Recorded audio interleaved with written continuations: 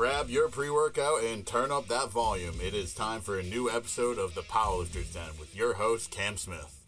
Hello, everybody. Welcome back to another episode of the Powerlifter's Den. I'm your host, Cam Smith, and today I wanted to bring on Connor from Conjugate Strong. Connor, why don't you introduce yourself?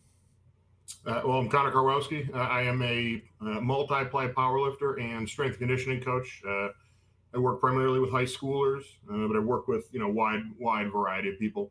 As far as powerlifting goes, best numbers are 1,040 squat, 766 pound bench, and then 775 pound deadlift.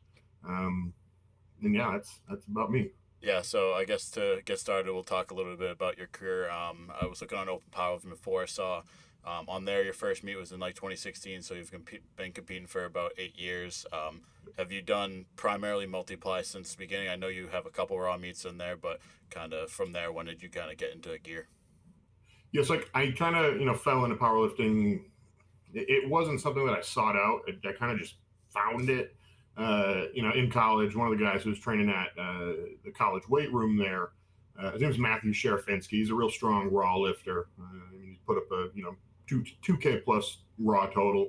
I think at 275, he was sort of in the middle of the road there with his weight class. But I found him in the weight room, and I saw what he was doing, and he introduced me to the whole powerlifting in general. I didn't know it was a sport at the time. I was really only familiar with your traditional sports. I played football, I played soccer. Never wanted to play baseball, wasn't interested, but I tried everything else. I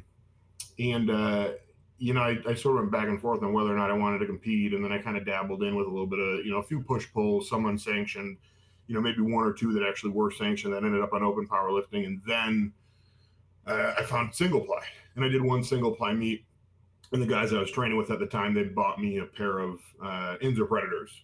So that was just kind of my gateway into multiply, and I never really looked back from there. So yeah, most of my competing has been multiply, which I think was fairly uncommon at the time that I was actually getting into, powerlifting. It was, for all intents and purposes, it was kind of dying at that time. Like raw, yeah, by that time had really taken over, and equipped lifting was kind of fallen to the wayside. I think it's kind of bounced back a little bit, back into a little bit more of the mainstream with things. But at the time, I think I just liked it because it went kind of against the grain. And yeah, so multiply was the way to go for me. Yeah, it is funny because that is about around the time when the raw boom kind of started. And like you just mentioned, I feel like multiply is starting to kind of get the love it deserves again.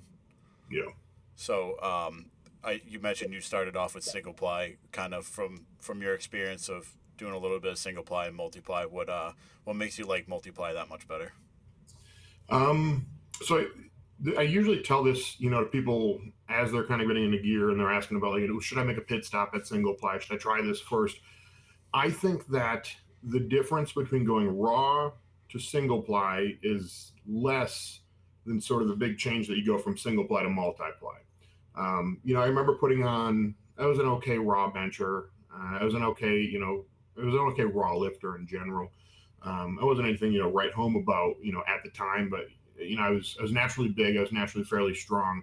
And I put the single ply stuff on, and while it was difficult, while it hurt a little bit, I didn't find it incredibly challenging. Like I took to it quite well. But when I made the jump from the single ply to multiply, it felt like a completely different world. Yeah. And it was much harder to use. The room got a lot darker while I was using it. Yep. And you adjust to that. But you're getting into, multiply stuff right now. And you may be experiencing that same thing where it's like, if you put on briefs before versus putting on an entire suit with straps up and wraps, it's like you keep going lower in the room. The lights just get darker and darker and darker. And getting comfortable with that is scary, but I liked that. Yeah. It was just it presented more of a challenge, and I like doing hard things because they're hard. Yeah, it's just the type of person I am. I like if I know I work in the gym all day. That's what I do. I work with the kids. So I'm always doing something physical, but I always kind of tell myself, if I wasn't doing this, there's no way I'd be able to sit in an office at a desk all day doing stuff. I have to do stuff with my body, have to do stuff with my hands. I just like it. Yeah. And multiply offered that opportunity to do something harder that was already hard. So Yeah, and for me, that's kind of something that I was considering at first too. I was like, should I maybe try out single ply? Because I'm a very narrow stance, like low bar squatter, so that was something I could kind of emulate, ease my way into. And then I was obviously being around John and just being up in New England with multiply, kind of just getting some good traction. I was like, nah, we're just gonna go right into it. And so I had some secondhand gear. I don't know if you know. You probably know Rodney Woodward. He sent me a pair of briefs. Like I put it on my story, sent it in like 2 days. Like the community was just great, and I'm having a blast with it. But definitely some struggles. Like for example, on the squat, like I said, I'm very narrow, so going from narrow to wide and then from low bar to high bar, it was just a huge difference at first. mhm.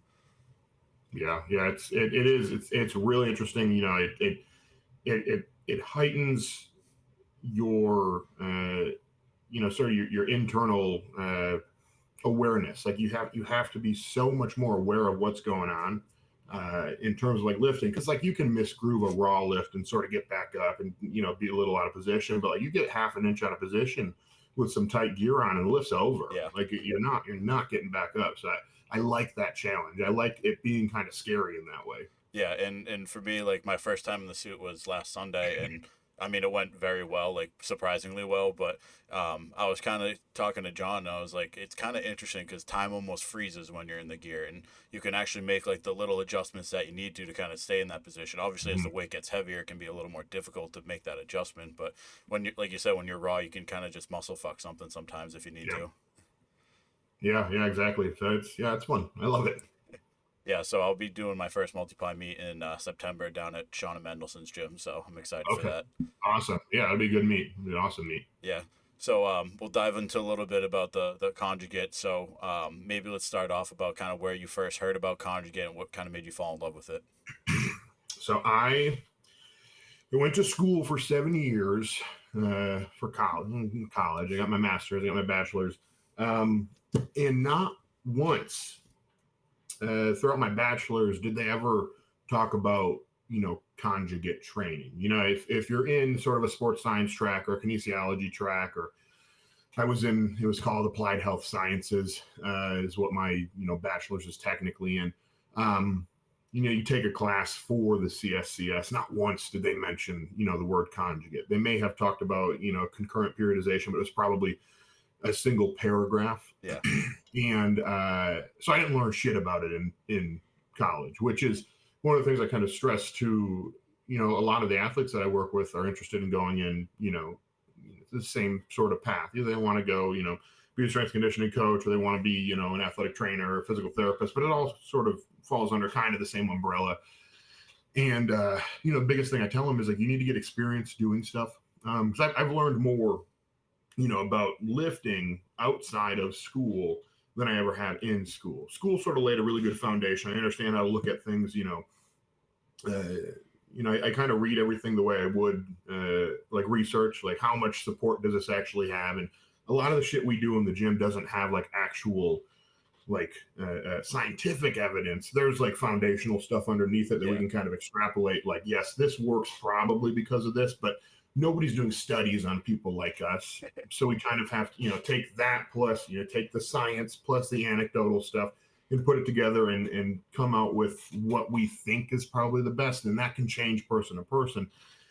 And conjugate affords us the ability to make changes often. It's not a program where it's not a program to begin with. It's sort of a train of thought. It's a toolbox that individually I can change so many different variables to fit whatever problem we have, to solve whatever problem we have, to hit whatever strengths we need to. And I think that's where people sort of get bogged down in it, where they're like, well, you have to do it the way Westside did it, and Westside did an incredible job, but there are so many tools outside of that that we can continue to add in um, to get where we need to be. And it just that is why I like conjugate. That is I've learned more about it reading on my own. You see a bookshelf back there. Some of it's my wife's, but half of those are mine. There's a bunch more on the bottom, but you know in the gym is where we're learning the most. I've traveled, trained with a lot of really smart people, and then just bouncing ideas off of people, talking to people in sport. And that goes back to sort of that, I understand the scientific basis for what we're doing and how things sort of work in the body, but that anecdotal evidence of the people who are actually squatting 1,100 pounds, 1,200 pounds, what are they doing and how does that stuff line up to actually, apply it in my training and the athletes that I train? Yeah, and I feel like that's what I've seen with a lot of the great coaches is they do have that fundamental background and that education are read up on the material, but it's also the experience of either if handling 1,100 pounds yourself or being around someone who kind of can experience that and kind of seeing how they react to it and things like that. And I think another thing with Conjugate that people often overlook is that it has so many modalities to other sports, like different types of training. It's not just powerlifting.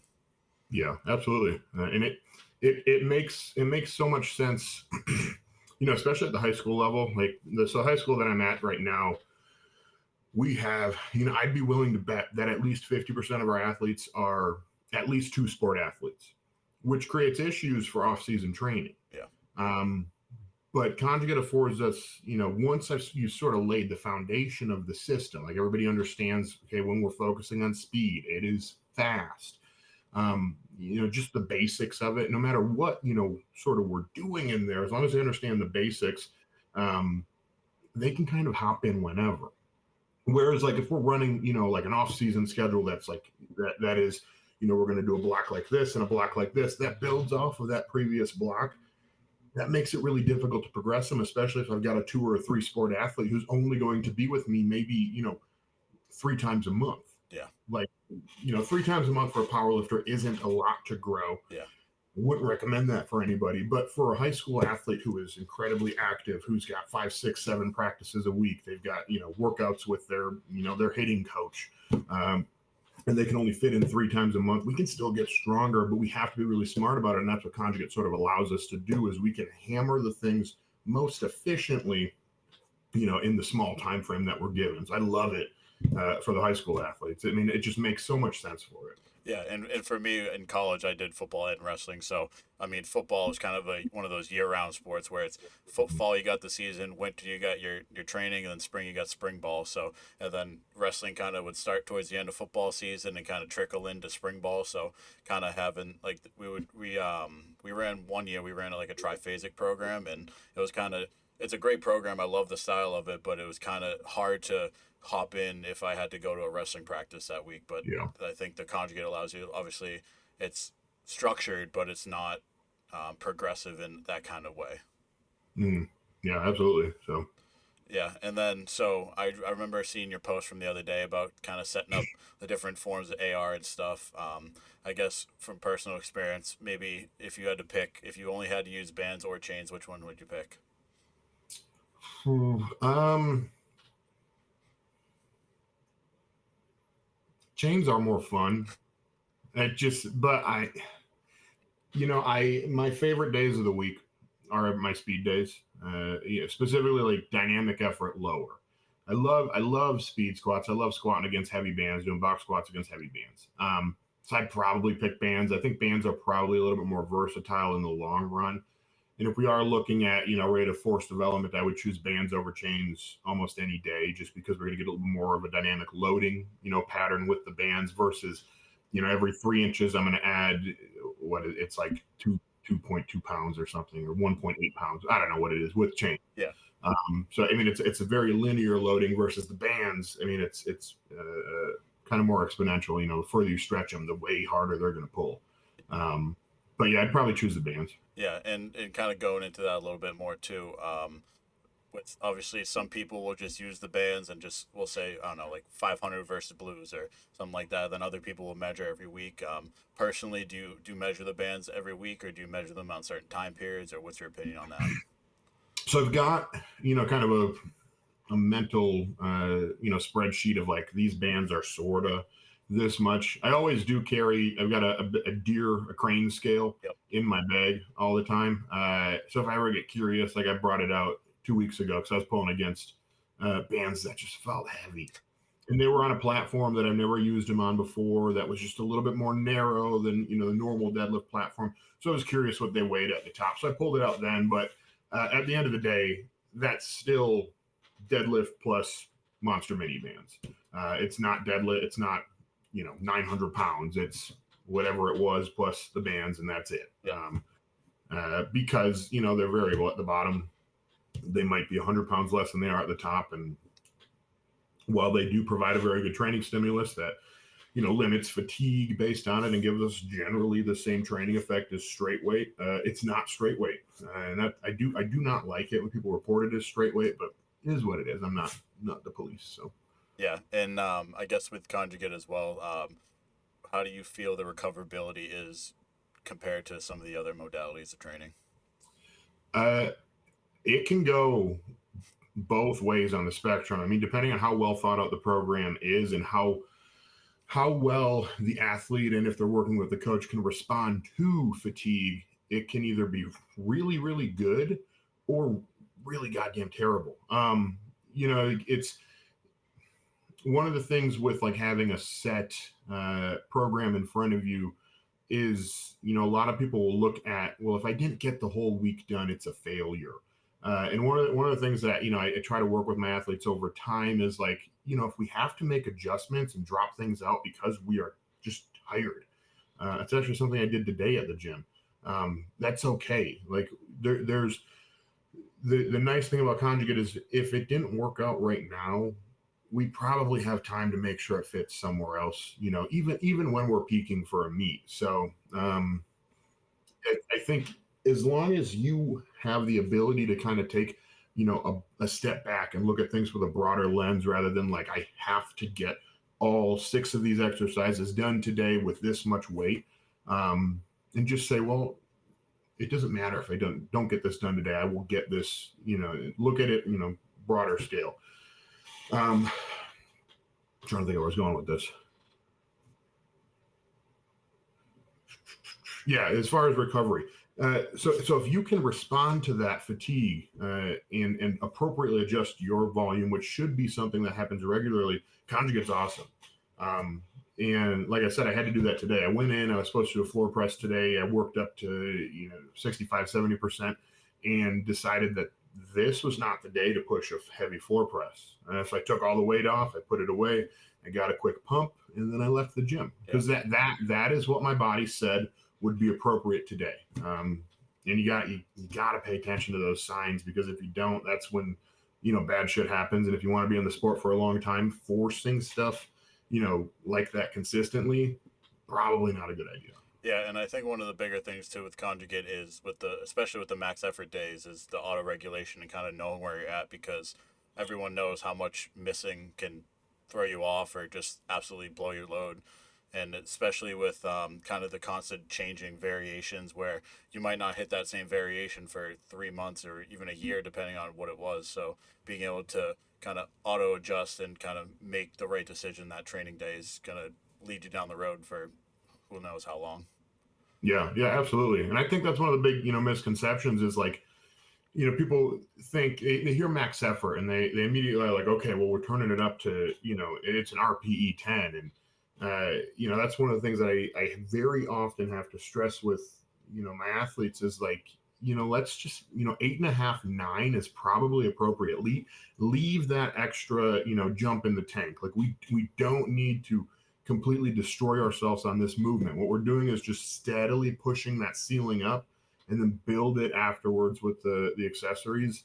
And as long as you can consistently do that, your recovery will thank you. If you're not going to RPE 10 every week, like people, like a lot of people in, the Conjugate side of things want to kind of dog the RPE thing, but like we use it. We use auto regulation very often, regularly. Like, no, I think it's important to have a conversation like how we actually define intensity, when it comes to intensity and effort there.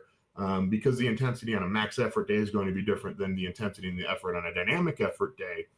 But, it's not always, that RPE 10, and it can't be. No program can survive on that. Yeah.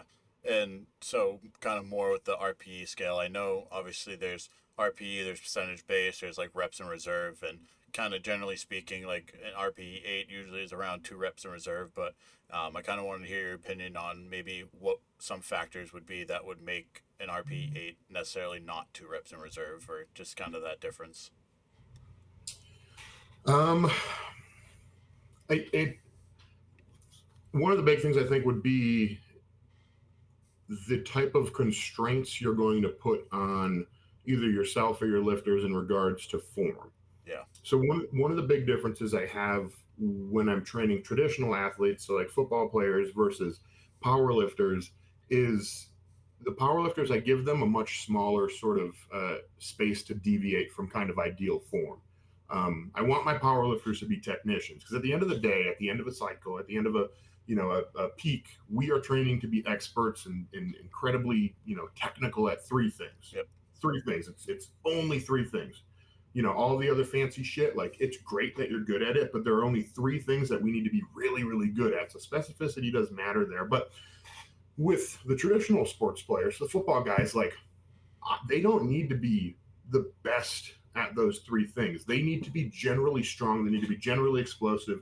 They have to have generally good agility, general good endurance in the weight room, but everything that they need to be specifically good at is out on the field. So with the power lifters, one of the things that we'll do is, the RPE 8 in effort wise might actually be like a 6 for the day if we actually like put that there, but their form, if I grade them, it has to be like an A minus or above. Yeah. So I think that's one of the things where like that RPE scale kind of gets shifted because if I want my lifters to be technical and I want them to look really good at what they do, not only because it makes things more efficient, but it also reflects back on me. Like I don't want them getting away with stupid shit because then people look at me and they're like, well, he's a bad coach, and that's not what I want.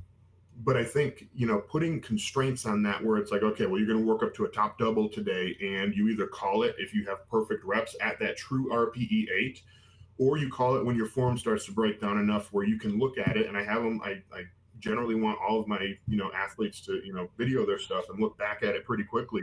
If you look at that, that squat, that bench, that deadlift, whatever we did, and it doesn't look good, you either fix it up right away or you're done for the day because there's no sense in ingraining poor or bad motor patterns, movements into the lift where we want to be absolute technicians at. So I think that's one of the ways where it kind of shifts that RPE away. Yeah.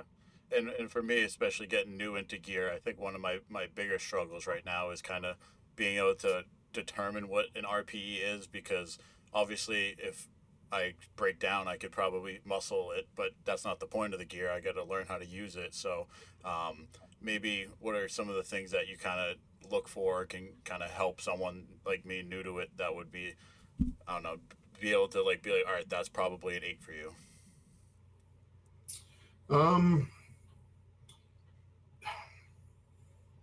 So I mean, again, it's the RP is going to be it's a self assessment. It's hard for somebody else to come in and say, hey, that looked like an RPA because like you said before, like when you're especially when you're lifting in gear, time moves in slow motion. Yeah. And you might get done with the lift and look back at the video and be pleasantly surprised at how quick it moved, but it felt like you had a house on your back, and that makes kind of assessing things difficult, especially if you step away from the bar, you're seeing stars, you're having trouble breathing, and you watch it and you go, well, shit, like, did I actually try that hard? So I think it always needs to come back to, the lifter, how you're actually feeling. And that's always what I'm going to defer to, especially if I'm there in person with somebody is, the first thing I'll like, even if it looks great, I'll typically ask like, well, how did that feel? And if they can't confidently say, really good, like then we adjust, sort of the aim, the rest of the day, with that main movement. Like maybe we're done. Maybe we take a smaller jump than we planned. Maybe we take that same weight again and clean it up. In your case where you're getting into sort of this, everything essentially becomes uncharted territory. Yeah. So you can sort of look at it as like, you often see like guys like where they drop weight and they're like body weight PR. Everything's a body weight PR. You can look at it like that. And, in that sense, like any improvement that you can find anywhere in it has merit. I mean, it has worth, and it's worth, celebrating even on a small level where it's like, if you can be a bit more patient, if you can find a little bit better position, if you can, figure out just a little bit better line with your bench shirt. I think that stuff should all be, really looked at and like I said, be celebrated along the way. So Yeah, and I think one of the things that's kind of tricky and kind of something that takes experience with the gear is like, for example, I mean, I took before I took the triple at 700 on Sunday.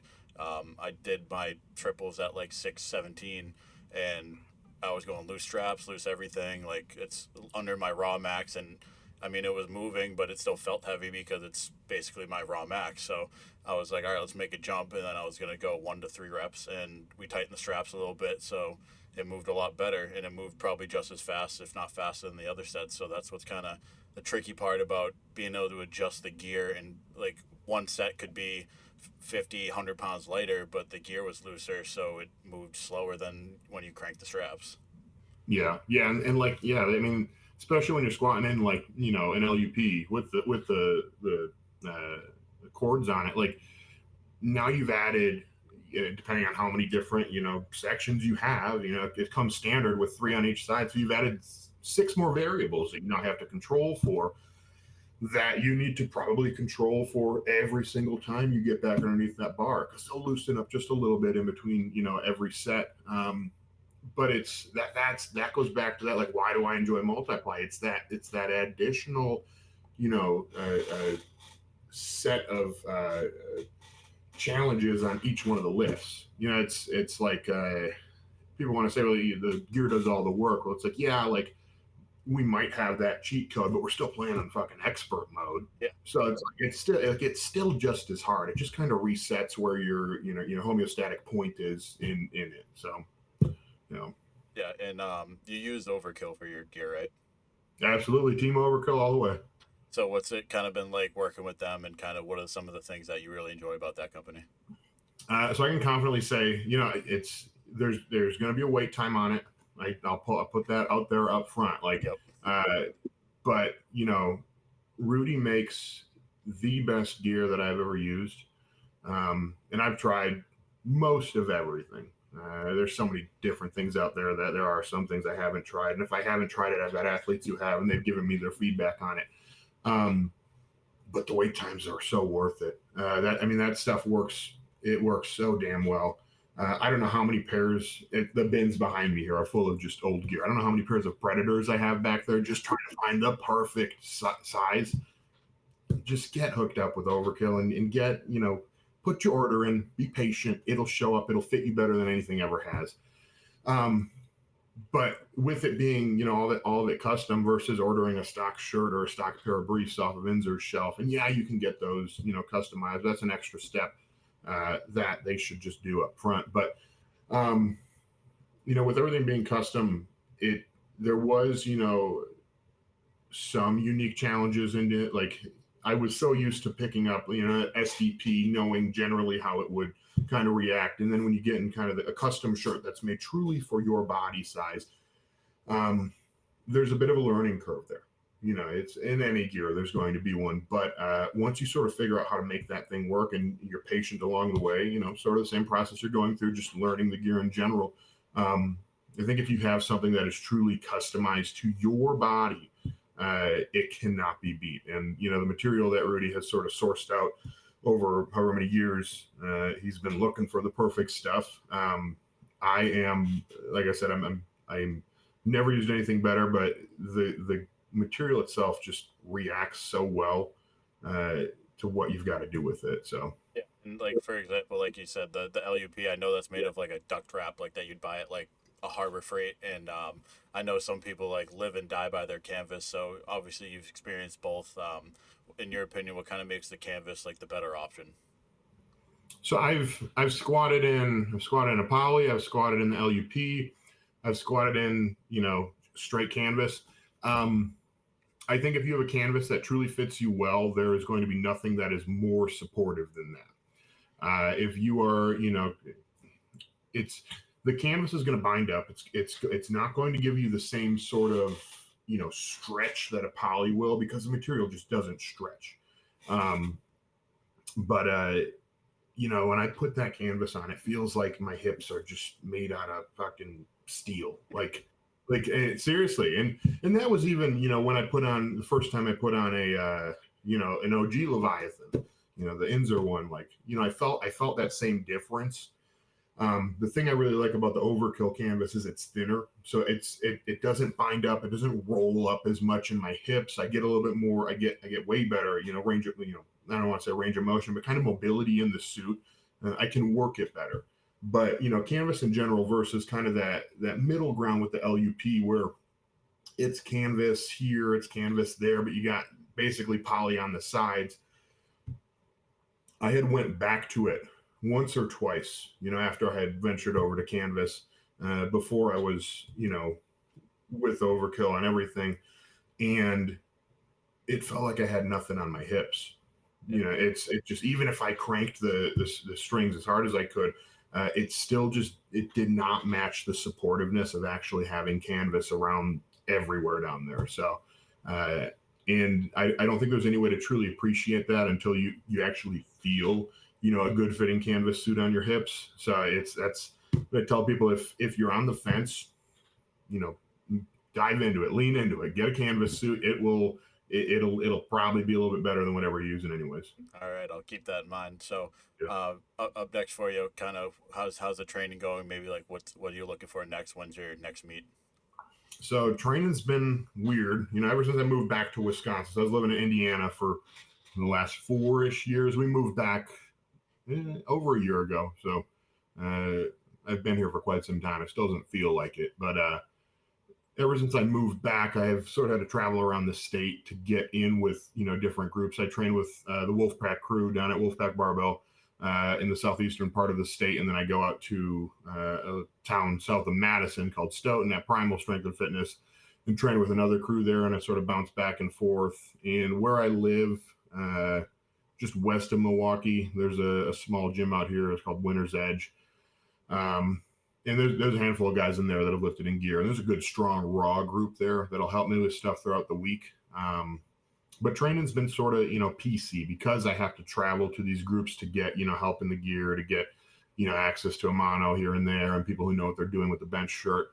I've had to get creative in terms of when I put stuff and how I actually position the training, because if I'm going to train heavy Friday nights and Sunday mornings, like Friday night training is going to affect Sunday morning training. So I have to position things appropriately there. And then throughout the week, making sure I have enough time to get between here and the high school and get all my stuff done. It just, normal people problems with work, but without the additional help that, people would have, a steady gym 10, 15 minutes away from their house. Yeah. So I've had to sort of, split up, like, do I get true dynamic days anymore? Not really. I don't get to squat and deadlift on those days.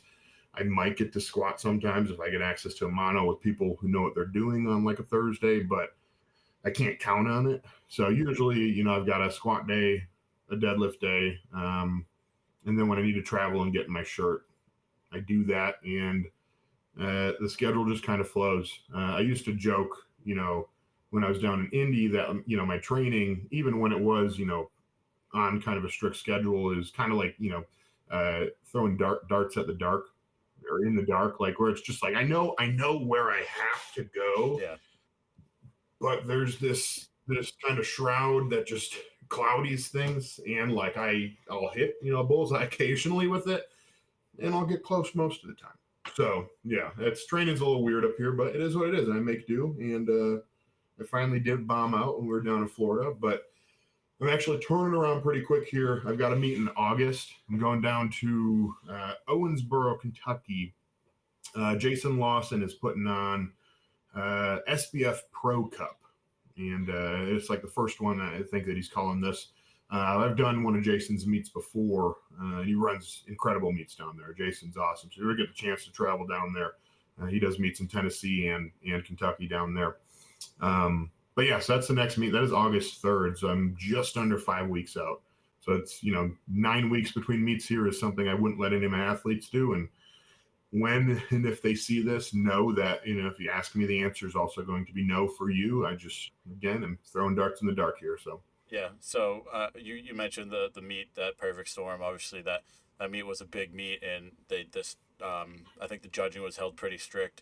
but I think the biggest factor that you clearly could see affected almost every lifter there was the weather and just the pure humidity there. And so, kind of knowing that is always a possibility at a meet, kind of what are some things that you maybe took away from that meet? So at a certain point, one of my training partners looked at me and he did point out that I was not dying like most of the other guys there. And I think we talked about this briefly last week, just texting back and forth. I train very hard, very often. I do a lot of just general conditioning and muscular endurance work. Um, I really like to lean into just being warm while I'm training. Like, Wisconsin, it is 60s and raining out today, but that's not what it has been lately. Even when it's 90 plus, I will just lean into it. I'll have a warm cup of coffee on my way to the gym and just show up just sweaty, and I'm ready. I'm ready to go. So I like the heat. The biggest issue with that meet was just staying hydrated on top of it. I mean, there was no way to truly catch up your hydration. Even if I had walked in the back and put in an IV, there would have been no way to keep it up with just how warm it was. And at no fault of anybody, putting on the meet. The meet was run, spectacular. It was just warm, and that's what you need to expect going to Florida. But yeah, my training partners, he pointed out, he was like, "You're doing fine. I'm just a little sweaty." But yeah, the hydration was the hardest part there. And I don't think I think I handled it, fairly well. It bit me kind of in the ass on deadlifts. Um, Strength wise, I felt fine, but by the time we got to deadlifts, I had been sweating so much. I've been putting fluids back in, but I was sweating so much that the sweat had dripped down my arms, and it had been sitting in my hands so much that my hands were pruned. So no matter how much chalk I put on there, if I go to grab the bar, and the bar would just take the skin. There's nothing I could do about it. They were just my hands were so moist that it was like this just gross slurry of chalk and skin that would just slide right off my hands every time I grabbed that bar, above like 600 pounds. So I'm lucky to have got my opener. But I just couldn't hold on to the goddamn bar that day. It just felt strong, and yeah, that was the biggest thing. So what are your goals for this Pro Cup? Um, go in and do better than I did, 5 weeks ago. I initially getting into powerlifting, kind of felt like I wanted to come in and move through it as fast as possible. But that changed, I don't know, fairly quickly, and I recognized that this is a very long process. So my approach, over the last, I guess, 5 years has shifted way further over into, just continue to have fun, make improvements everywhere, any and everywhere you can along the way. Show up, do your thing, and you have time. So like, excuse me, like I didn't squat my best at the Florida meet.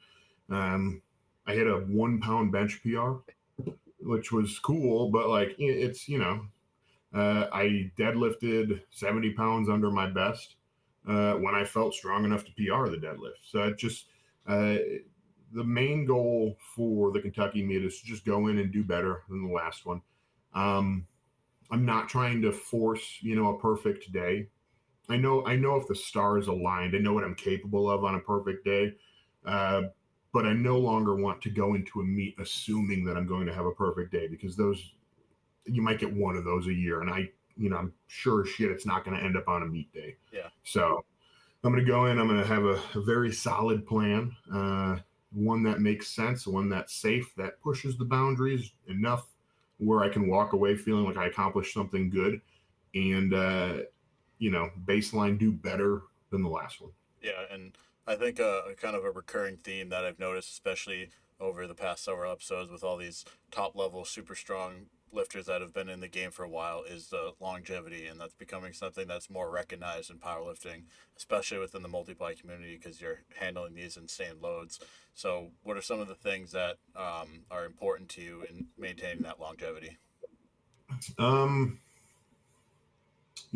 being smart while I'm actually training.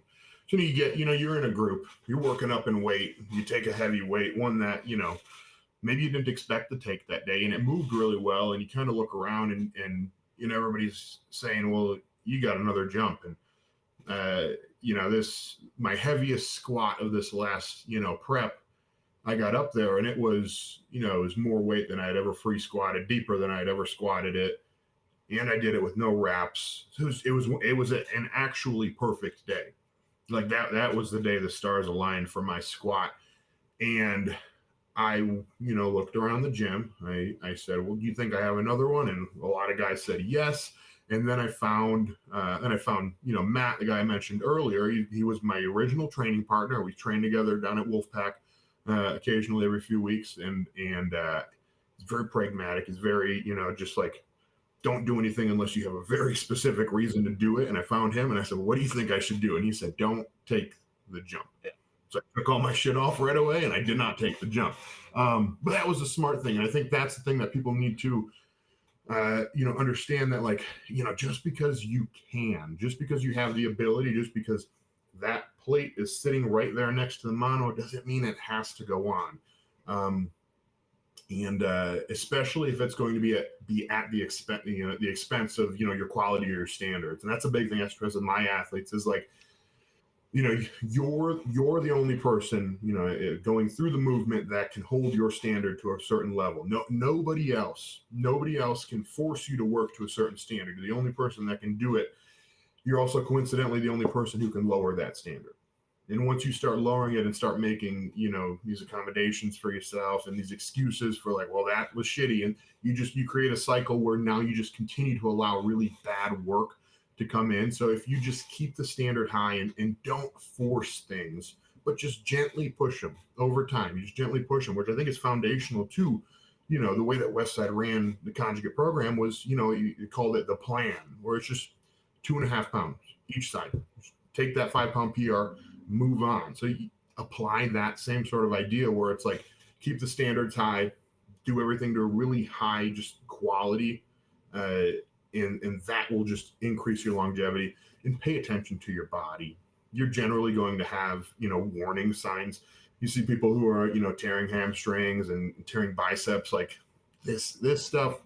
Some of it is acute, but a lot of this stuff is going to have warning signs. Like, just it takes like 10 minutes to go through like mobility work, like even really good mobility work. If you're very focused, like 10 to 15 minutes is all it takes while you're watching whatever you're watching at night, just on television. Just sit down on the ground, do your damn mobility work, stretch out, just pay attention to your body, sleep. Like it's all like super basic stuff. Like, and I think people often will overlook that for like flashy shit. And, they're trying to find like these quick fixes when it's like the quickest and best thing you can do is listen to your body and react appropriately to it. And if you don't know what to do, find somebody who does.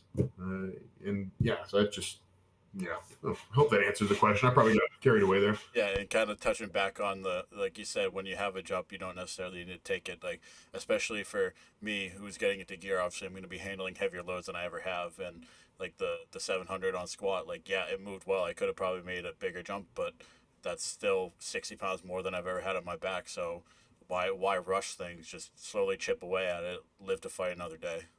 Yeah. And you got to remember that, like, your body has never experienced that load, and it's never had to recover from that load before. So we have, like, and I'll admit, I thought we were going to see more injuries with the band shirts, and knocking on wood, I hope we don't. But with so many people getting into the band shirts, over the last few years, you saw just this spike in like the average kind of benching them, where it's like, I've got my own thoughts on them, but you've got people who couldn't bench, within 200 pounds in a poly of what they're doing in a band shirt, whose bodies just aren't conditioned to handle the weights. And, that's one of the things that I kind of worry about as, I get, often I'll get raw lifters who come to me who are like, okay, I want to get into gear. Can you help me? And one of the things that we do is we gently, push them into it. It's not like, okay, I take a 400-pound squat or we put a suit on and it's like, I expect you to squat 600 today. It's like, I'll be surprised if you can take 400 down in the suit and make it look good, because not only do you have to put your max on the bar, you also have to focus on 10 other things now. Yeah. So yeah, being slow with it, and just take the small PRs with everything you do. Find merit, find value in the small things along the way, and don't lose sight of the broader picture because you're so hyper focused and you've got blinders on just with what's on the bar. Um, so yeah. Yeah, definitely. It's important to kind of focus on the not like the end goal, not because obviously you want to live forever if you could, but kind of focus on the long term instead of, oh, what am I going to do at this meet? What am I going to do next week on the max effort? It's more important like, how's my total going to look 10 years down the line? Yeah, yeah. So I think we can kind of wrap things up here. So I'll ask you my final question: if you could give a new powerlifter or someone going into their first meet a word of advice, what would that be? Ooh, have fun first. I mean, just you can set expectations, set goals for yourself. But if one of those goals or one of those expectations is not to have fun, uh, you probably aren't going to last in the sport. And you have to enjoy what it is, especially since none of us are making actual money lifting weights. Yep. If you are truly not enjoying this and treating this sort of as a chore every time you do it, you're not going to last. So make sure that you enjoy the process. That's really it. And have fun. Yeah, for sure. I mean, I feel like that's been something that a lot of people have put some focus on and some emphasis on. I mean, we all did this to have fun and lift weights with our friends, and it's a hobby. It's not a career. So definitely think that's a very important aspect of it. Yeah, Well, I wanted to thank you again for taking the time to come on. It was my pleasure. absolutely. Thanks for having me.